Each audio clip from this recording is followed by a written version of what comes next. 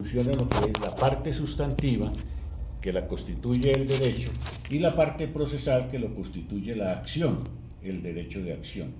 Realmente lo que ahí se está estableciendo no es el fenómeno de la extinción del derecho, reitero, fenómeno sustancial, sino el fenómeno sustancial de extinción de la acción, y eso es justamente lo que es la caducidad, la extinción de la acción. De modo que es apenas natural que cuando ha existido una legislación y tratadistas durante siglos y todo eso, que han tratado la prescripción como si fuera algo diferente a la caducidad, pero con el nombre de prescripción, pues naturalmente tienen que generarse confusiones. Hoy día tenemos afortunadamente ya claridad en el sentido de que ha sido inapropiado el uso de ese lenguaje en el Código Civil, y tenemos también claridad sobre lo que es la parte sustantiva y lo que es la parte procesal. La excepción, la prescripción que acabo de expresar extingue no el derecho, sino extingue la acción, o sea, es una caducidad. Cuando uno mira el contexto del Código Civil, comprende que no extingue el derecho. ¿Por qué? Porque el derecho sigue subsistiendo sin acción, y ya sabemos que los derechos que existen sin acción se llaman derechos naturales. Algunos los llaman, pensando desde el punto de vista del deudor, de obligaciones naturales. Pero sea que se mire desde el punto de vista del deudor o desde el punto de vista del acreedor, cuando un derecho carece de acción, se le denomina natural. Y ya sabemos que lo que se extinguió la acción fue por razón de la caducidad. ¿Por qué podemos decir que sí existe? Porque la misma ley lo trata como la existencia de una obligación natural. Además, ahí lo dice también el Código Civil, cuando se ha dado o pagado algo en virtud de una obligación natural, es decir, de una obligación que llaman prescrita, el acreedor que ha recibido eso tiene el legítimo derecho de conservar lo que se le ha dado o pagado en virtud de la obligación natural, y el deudor de la obligación natural no tiene la posibilidad de promover una acción de repetición por lo que ha dado o pagado por lo supuestamente no debido por virtud de la prescripción, porque realmente la prescripción no extingue la obligación. Entonces sí era debido, y cuando pagó lo debido sin acción, pero debido, existía la parte sustancial perfectamente. Ahora, la prescripción, que es un fenómeno sustancial diferente al procesal de la caducidad, tiene un régimen diferente porque son dos cosas distintas. Por ejemplo, la prescripción se puede renunciar, la caducidad es irrenunciable. ¿Por qué la prescripción se puede renunciar y por qué la caducidad no? La prescripción se puede renunciar porque, como hace referencia a la posibilidad de hacer efectivo el derecho, pues el titular el deudor de esa obligación puede perfectamente renunciar a su derecho de alegar la prescripción y decir: no importa el tiempo que haya pasado, yo pago. Renuncio a mi derecho a la prescripción. Y hay dos formas de renunciar a la prescripción por parte del deudor de la obligación. Uno, expresándolo directamente, y otro, no ejerciendo el derecho de alegar la prescripción cuando se pretende hacerle efectiva la obligación vía judicial. De modo que si el deudor guarda silencio, equivale a una renuncia tácita del derecho a alegar la prescripción, y lo puede hacer, reitero, no solamente de esa manera tácita, sino también en forma expresa. Entonces, la prescripción, desde el punto de vista del deudor, es algo que puede alegar o no alegar. Si lo va a alegar, debe alegarlo dentro del esquema procesal como una excepción. Si no lo alega como excepción, el juez no puede de oficio declarar la prescripción de la obligación. Fíjense que en cambio el juez sí está obligado a declarar la caducidad cuando ésta existe, así no se la aleguen, así no se la invoquen. Él de oficio tiene que declarar la caducidad. Entonces miren la incongruencia. Sabemos que la prescripción, de la manera como está regulado, no es una prescripción, sino es una caducidad. Sin embargo, de la prescripción se puede renunciar, pero de la caducidad no. Y la prescripción no se puede alegar, no se puede declarar de oficio, la caducidad sí. Claro, eso es por el lenguaje inapropiado que se está utilizando en el Código Civil y en otras normas. Bien, la prescripción se puede suspender y también se puede interrumpir. La prescripción se suspende por diferentes conceptos, de los cuales puedo hablar posteriormente, pero eso lo que significa es que cuando desaparezca la causa de la suspensión, entonces continúa contándose el término de prescripción teniendo en cuenta lo que había transcurrido hasta el momento en que se presentó el fenómeno de la suspensión. En cambio, la interrupción implica que al desaparecer el fenómeno de la interrupción, empieza a contarse nuevamente el término, o sea, lo que había pasado antes, que en la suspensión se debe tener en cuenta, en la interrupción no se tiene en cuenta y empieza a correr nuevamente ese término. Aquí también hay otra incongruencia del legislador. Todos sabemos que el contrato de trabajo en el Código Civil se denomina contrato de prestación de servicios. Los contratos en el Código Civil, por principio, parten del supuesto de la igualdad entre las partes, pero la realidad ha demostrado que cuando se celebra el contrato de prestación de servicios, el contratante normalmente es más poderoso que el contratado.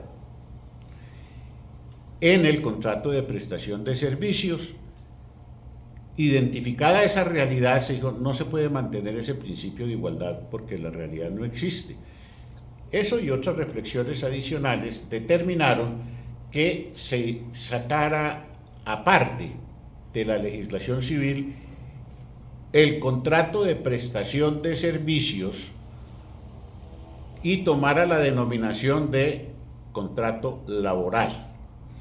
No desaparece el contrato de prestación de servicios civil con la aparición del contrato de prestación de servicios laboral. ¿Por qué no desaparece? Porque ambos conservan su esencia en el sentido de que el contrato de prestación de servicios del Código Civil se sigue manteniendo para aquellas circunstancias en las que en realidad de verdad ambos contratantes son jurídicamente iguales. En cambio, cuando se va al derecho laboral, se establece que el contratante, ahora llamémoslo empleador, es el poderoso en la relación frente al contratista, ahora llamémoslo trabajador, hasta el punto de que el trabajador está subordinado al empleador y por lo tanto el empleador le puede dar órdenes, le puede cambiar condiciones de trabajo, no todas, pero sí la mayoría, bueno, etcétera. Esa característica del contrato laboral es demostrando que como no son iguales, había que establecer unas normas de protección en favor de quien presta el servicio, contratista anteriormente en la legislación civil, trabajador ahora en la legislación laboral. Y ahora miremos la incongruencia siguiente. Cuando miramos el artículo 488 del Código Sustantivo de Trabajo o 151 del Código de Procedimiento Laboral, encontramos que en ello se establece la prescripción de los derechos laborales, de los derechos de quien presta el servicio. del trabajador, de ese que se llamaba en el Código Civil, o se llama en el Código Civil contratista. Pues bien, esta prescripción es de 3 años. En el Código Civil también es de 3 años para el caso de honorarios y otros tipos de prestaciones.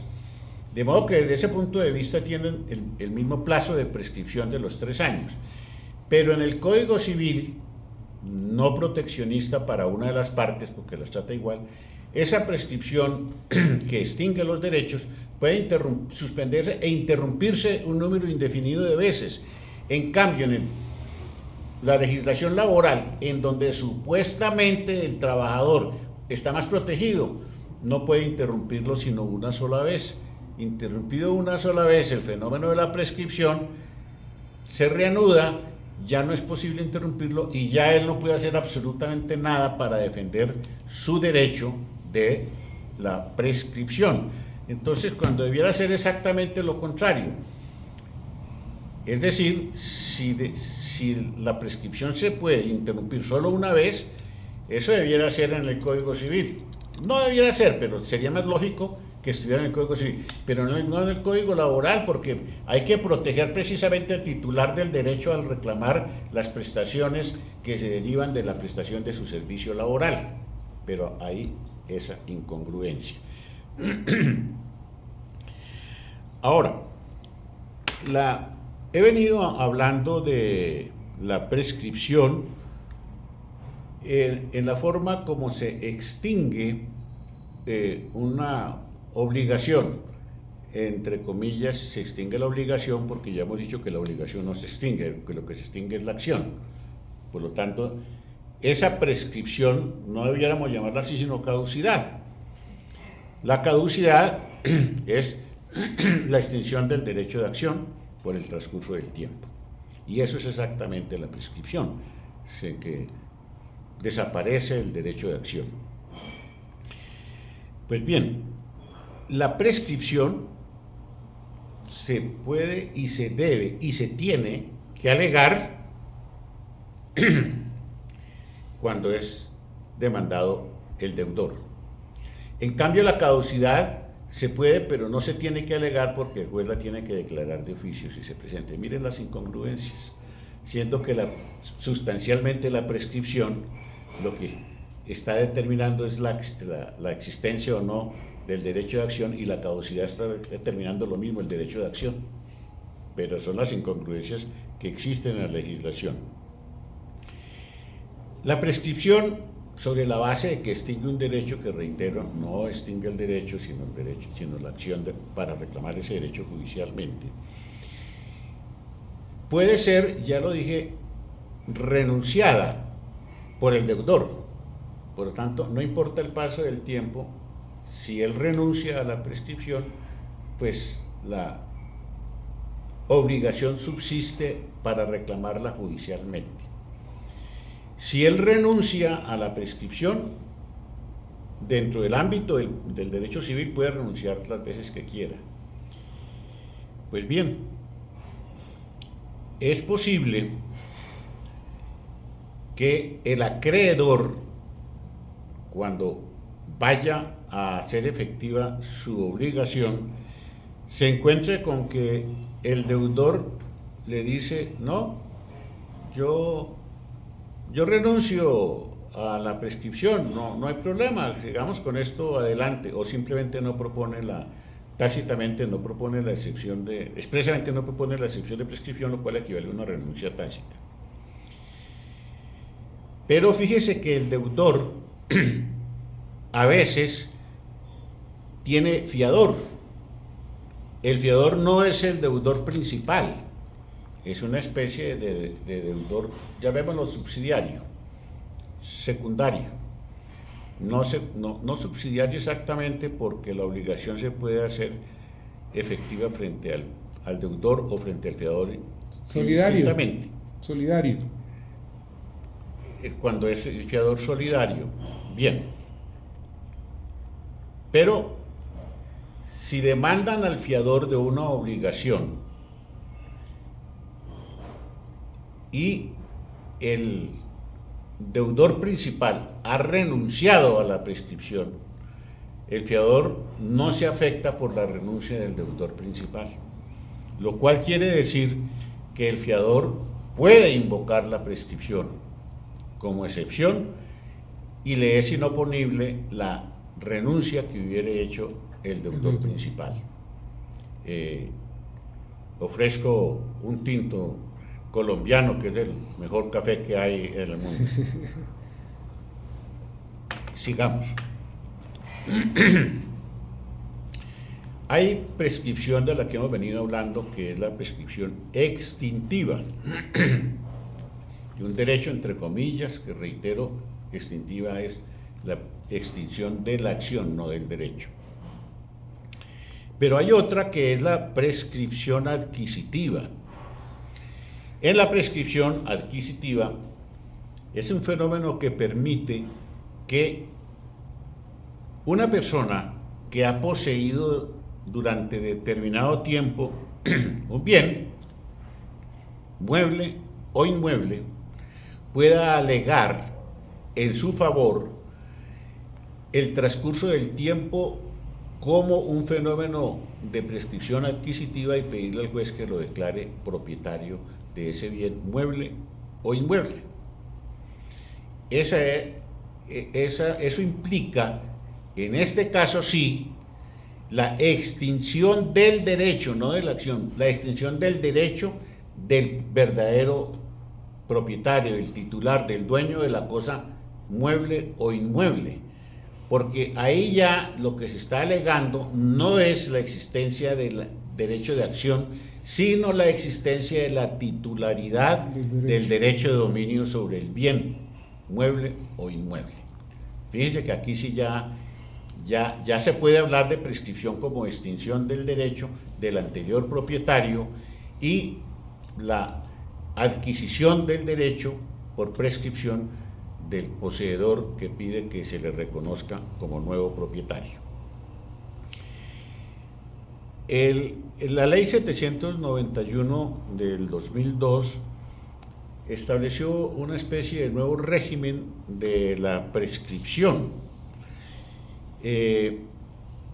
y corrigió algunas incongruencias que había. Pero es importante decir que la prescripción adquisitiva, que también se llama usucapión,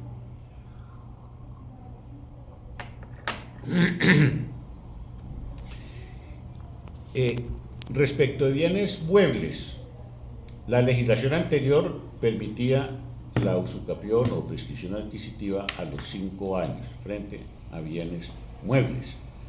La nueva ley, la ley 791 del 2002, la bajó a 3 años solamente. Y la prescripción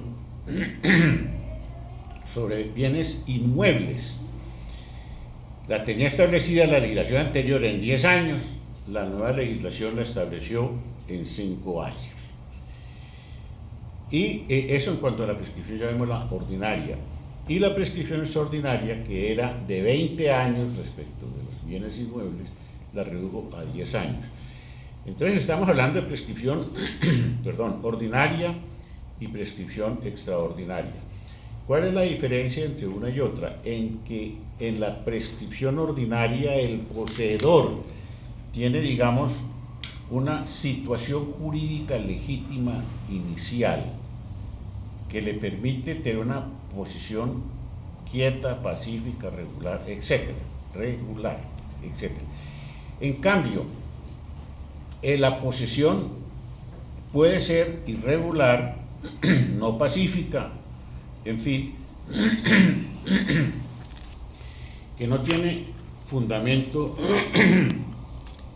Cuando yo empiezo a hacer así, es que hay que cambiarme el tinto por un whisky. Bueno. O otro tinto. Ya le pido para la señora Fernanda.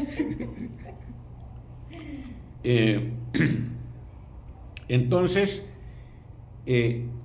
pudo haber ingresado el poseedor de manera violenta, irregular, no pacífica, no quieta, etcétera, en posesión. Esa es una posesión irregular.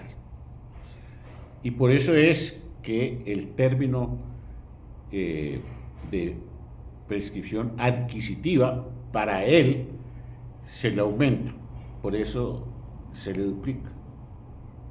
Antes estaban 20 años, ahora está en 10, pero si fuera regular sería 5. Muy bien.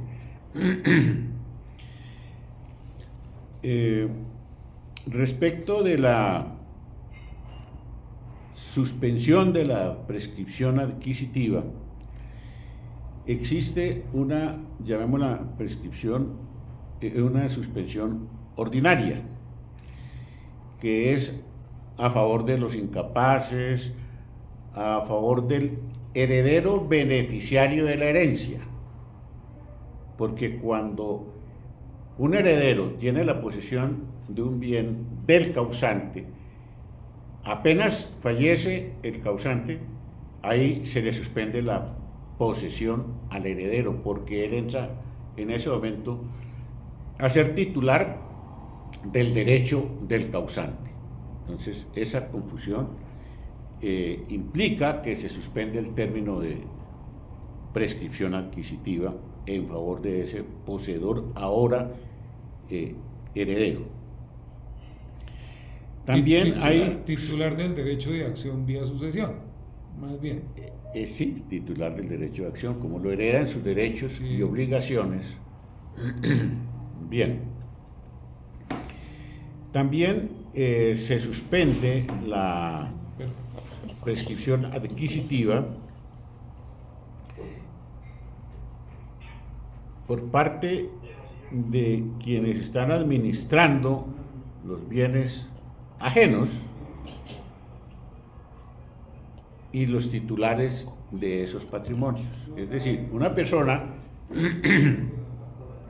tiene un bien, pero ese bien está siendo administrado por un tercero, por ser administrador, no está actuando a título de señor y dueño, sino en nombre del señor y dueño. Y la suspensión se presenta precisamente en relación con esa persona que está administrando, que está teniendo el bien y lo está administrando. ¿Por qué? Porque no lo está haciendo a nombre propio, sino a nombre ajeno. Bueno, existía antes la posibilidad de la prescripción entre cónyuges respecto de los bienes propios de uno y otro. Como ustedes saben, la sociedad conyugal está conformada por los bienes que se adquieren por cualquiera de los cónyuges. Hoy día también podríamos hablar de compañeros permanentes a partir del momento en que nace la sociedad conyugal. Los bienes que tenían antes son los bienes propios de uno y otro. Entre cónyuges existía la posibilidad de que uno de los cónyuges pudiera alegar la prescripción adquisitiva de dominio respecto del bien propio del otro cónyuge. Esa posibilidad desapareció con la ley 791 del 2002. Hoy día ya eso no es posible. Bueno, sobre este tema de la prescripción se puede hablar pues muchísimo, hay mucha jurisprudencia y tal, pero no quiero extenderme demasiado, y mucho más que si no me dan whisky, pues imagínense con calientes. De manera que quiero hacer algunas observaciones adicionales. Desde mi punto de vista, no acogido por la jurisprudencia, a pesar de que lo he invocado en más de una ocasión, el fenómeno de la prescripción extintiva de obligaciones, como ya dijimos, llaman a extinguir obligaciones, pero lo que se está extinguiendo no es la obligación, sino el derecho de acción para hacer efectiva la obligación. Desde mi punto de vista, ese tipo de prescripción es inconstitucional. ¿Por qué? Porque si se tiene una deuda, independientemente del tiempo que haya transcurrido Lo que se debe y lo que se debe hay que pagarlo. Mucho más que el mismo código nos dice que el fenómeno de la prescripción no extingue la obligación, lo que extingue es el derecho de acción para hacerla efectiva forzosamente. Luego, se está reconociendo que existe la obligación. Luego, si existe la obligación, en virtud del principio establecido en el artículo 83 de la Constitución, es de buena fe pagarlo. Y si es de buena fe pagarlo, y además las autoridades están establecidas para hacer efectivos los derechos, y están obligadas todas las autoridades a hacer efectivos los principios constitucionales, el principio de la buena fe hay que hacerlo efectivo, y si hay que hacerlo efectivo, ninguna autoridad podría decir, sí, no pague esta obligación, carece del derecho de acción y no la va a pagar, porque la ley dijo que tal cosa. Señor, momentico, eso digo la ley, pero la Constitución está diciendo que obre conforme al principio de la buena fe. Y lo grave de ello, mi doctor Borja, qué pena que me atraviese tan feo, es que efectivamente genera un enriquecimiento sin justa causa. Que en un Estado de Derecho, o en un Estado social de Derecho, o en un Estado equilibrado en todas sus instituciones, pues eso debería reivindicarse. Doctor Remberto. Se cortó el audio desde que el doctor Borja anunció que era constitucional la prescripción extintiva, o sea, ahí se perdió todo. Mi doctor Borja, que no se escuchó porque se cortó el audio. Entonces, su merced estaba diciendo que la prescripción extintiva, digamos, era inconstitucional en la medida que... Claro, en la medida en que lo ha dicho la legislación, Gracias. que el fenómeno de la prescripción no extingue el derecho, lo que extingue es la acción para hacer efectivo el derecho. El derecho sigue existiendo, se le denomina ahora obligación natural o derecho natural, según el punto de vista en que se esté hablando, pero esa obligación o derecho natural existen y las obligaciones hay que cumplirlas de buena fe porque el artículo 83 de la Constitución establece el principio de la buena fe. Luego, si el deudor de una obligación, llamémosla prescrita, entre comillas, Me identifico plenamente. ese deudor se niega a pagar y la ley lo ampara, le ampara. No habría que decirle más nada, pero agreguémosle, por ejemplo, que entre los artículos 228 y 230 de la Constitución se establece la obligación de los jueces de darle prelación al derecho sustancial, o sea, a la existencia de la obligación, sobre las formalidades. Presentar dentro de cierto tiempo una acción o no es una formalidad. Pues si nosotros le vamos a declarar la caducidad o la prescripción, le estamos favoreciendo el aspecto meramente formal del transcurso del tiempo sobre el aspecto sustancial que es la existencia de la obligación. De acuerdo. Entonces, pues sobra decir que ese fenómeno es inconstitucional. Espero que la Corte Suprema de Justicia o el Consejo de Estado o la Corte Constitucional tengan la oportunidad de pronunciarse al respecto. Yo reitero, lo he invocado en más de una ocasión, que ese es un acto de mala fe, no pagar lo que se debe independientemente del tiempo que haya transcurrido, porque lo que se debe hay que pagarlo y que las normas que amparen el no pago de eso son inconstitucionales por las razones que ya he expresado. No quisiera extenderme mucho más, me da pena, pero los abogados hablamos muy largo. Luego, aquí ya me trajeron el whisky que yo había pedido, pues voy a seguir tomando mi whisky y cualquier cosa que ustedes crean que podemos en este momento plantear como interrogante, pues lo analizamos en equipo. Yo no soy más que un vocero de lo que todos ustedes saben y han dicho. Muchas gracias. No, mi doctor Borja, pues más que complacidos con esa intervención, aquí yo le decía un secreto a la doctora Vanessa, ¿no?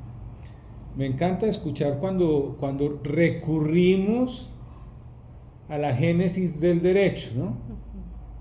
porque es que nos hemos entrado en esa fase relativista del derecho que se nos olvidó que esto tiene una espina dorsal y que parte principalmente de la buena fe, ¿no? De los principios que ya no enseñan en la universidad, ¿no? Eso ya no los enseñan. Ahora los principios ya no son generales del derecho. Ahora los principios son especiales según la materia que estés estudiando, ¿no? Perdóname, no los enseñan en las universidades y no los practican en la sociedad, mucho menos la clase política y la clase empresarial dirigente. Nosotros vemos, el primero es que constitucionalmente y universalmente se ha establecido la presunción de inocencia. Para destruir esa presunción de inocencia, el ente sancionador tiene la obligación de obrar dentro de ciertos términos. Ese derecho de acción, así a veces se le llama prescripción, como se está refiriéndose a la acción, lógicamente es caducidad. Sí. Así haya imprecisión en algunas normas y se hable de prescripción, pero realmente es una caducidad porque se refiere a la extinción del derecho de acción. Distinto es el caso de la prescripción de la pena, que ese es otro tema diferente, porque la pena ya no se refiere al derecho de acción, ya está ejercido y agotado. La pena ya es una deuda, llamémoslo entre comillas. Una obligación. ¿Ah? Es una obligación. Ya es una obligación, pero surgida del régimen sancionatorio. Ahí sí, como ya se está hablando de un derecho sustancial de hacer efectiva una pena, ahí sí cabe bien la expresión prescripción, no caducidad, porque ya se ha ejercido la acción. Ahora, en materia sancionatoria, tenemos que tener en cuenta que esa presunción de inocencia y el establecimiento de un término para poder destruir la presunción de inocencia, que es lo que estamos hablando de caducidad, está tratada de manera diferente según el régimen. La doctora Carmen está mencionando el tema fiscal, el tema disciplinario, bueno, etcétera. Esa dispersión de normas hace a veces difícil la comprensión y la aplicación por aquello de que existe el principio de favorabilidad y el principio de donde existe la misma razón debe existir la misma disposición. Esto significa que hablando de la posibilidad de que la autoridad administrativa imponga una sanción, pues existiendo distintas normas, habría que mirar hasta qué punto es posible no aplicar una norma determinada, sino otra, así aparezca en un régimen un poco diferente, por lo que acabamos de hablar del principio de favorabilidad. Entenderíamos nosotros que, en principio, que no se le podría dar aplicación a otra norma porque esa otra norma no es especial, en cambio esa la que estamos hablando sí es especial, y que también existe una disposición en la que hay que aplicar la norma especial con prevalencia sobre la norma general. Pero este es un método de interpretación de las normas contradictorias. Es distinto el mecanismo que se debe utilizar para superar la contradicción entre normas, y por eso ese mecanismo llevaría a decir que prevalece la interpretación de la norma especial sobre la general. Sin embargo, la interpretación es una forma de comprender, de entender el derecho que no debe violentar principios superiores como es el principio de favorabilidad. Por esa razón, por el principio de favorabilidad que se opondría al principio de la interpretación de la norma especial con prevalencia sobre la general. Se están enfrentando dos principios. ¿Cuál hago? Por el principio de favorabilidad tengo que aplicar la que le sea más favorable a la persona a la cual se le pretende sancionar. Desde este punto de vista que acabo de expresar, considero que la existencia de estas varias disposiciones, por el principio de favorabilidad y el principio de favorabilidad en materia sancionatoria, penal, civil, laboral, administrativo, fiscal, lo que sea, debe escogerse. Tiene derecho la persona a quien se está juzgando a que se le aplique la norma que le sea más favorable dentro de ese bagaje de normas que podrían estar regulando su situación de manera general o de manera especial.